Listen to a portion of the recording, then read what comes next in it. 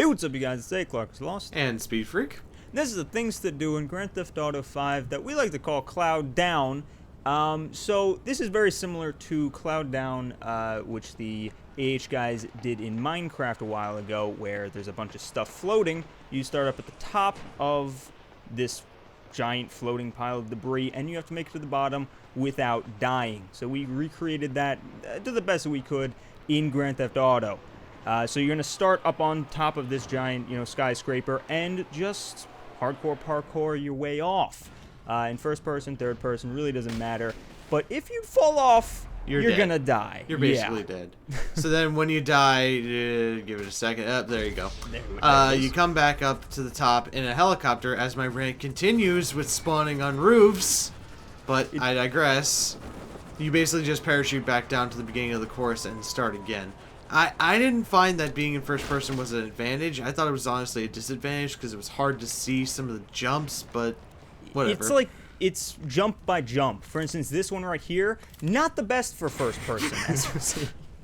But other ones, like this one is probably best in third person. There are some jumps later on that first can help in.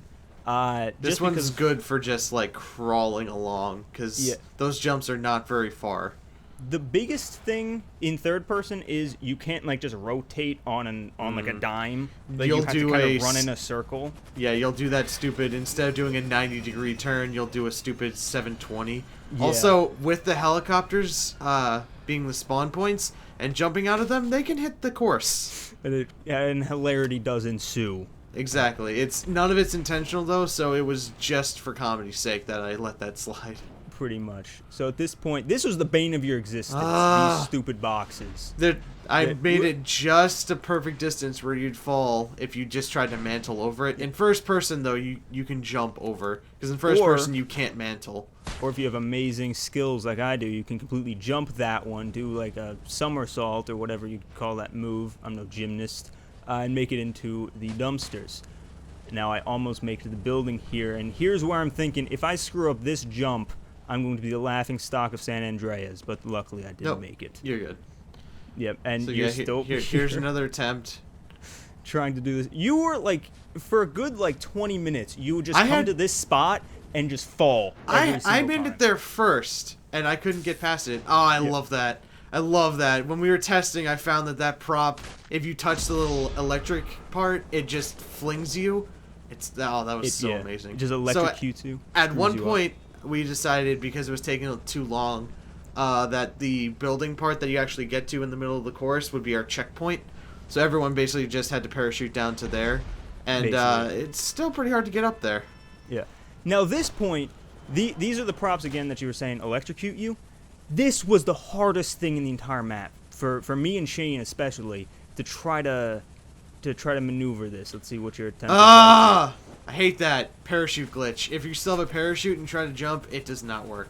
Oh yeah, so this one, Shane's incredibly close. The goal is right there, but I'm so sorry, 20 Shane. minutes earlier, lo and behold, everyone else, new proximity mines, boop, pops him right off. I don't think you he was also gonna make it anyway. forgot that he was on your team, so that did absolutely nothing. He just missed. Truthfully, I was hoping that you would run into it.